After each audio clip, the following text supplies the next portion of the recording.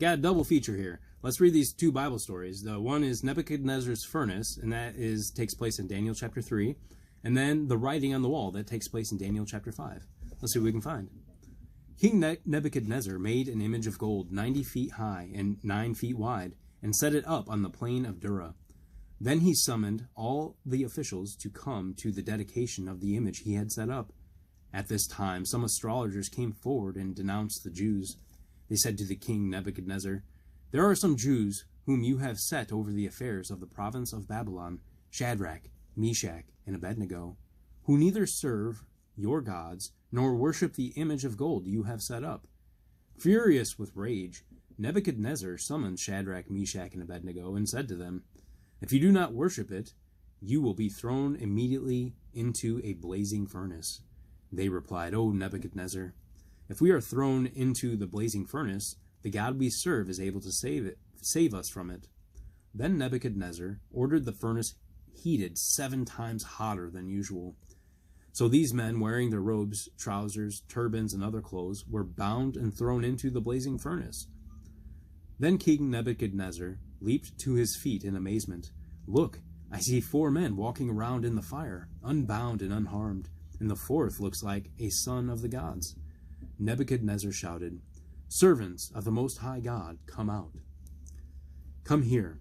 Then Nebuchadnezzar said, "Praise be to your God, who has sent his angel and rescued his servants."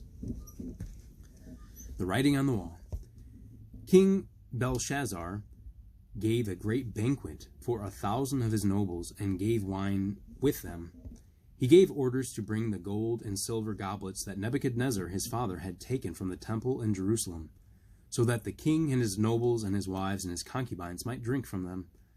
As they drank the wine, they praised the gods of gold and silver, of bronze, iron, wood, and stone.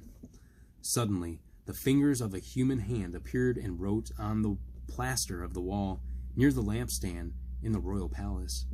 King Belshazzar was terrified. Not one of his wise men could read the inscription.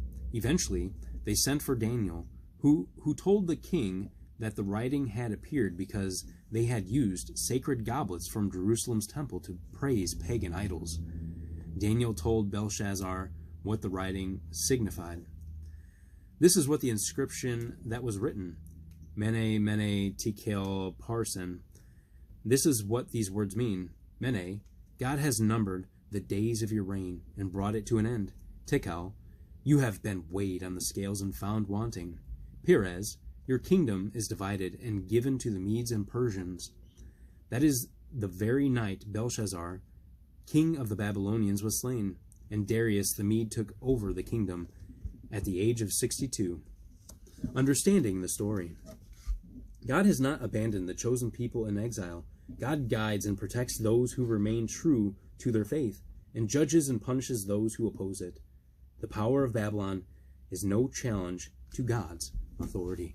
Thank you, Lord, for your word. Come on back. We'll do it again.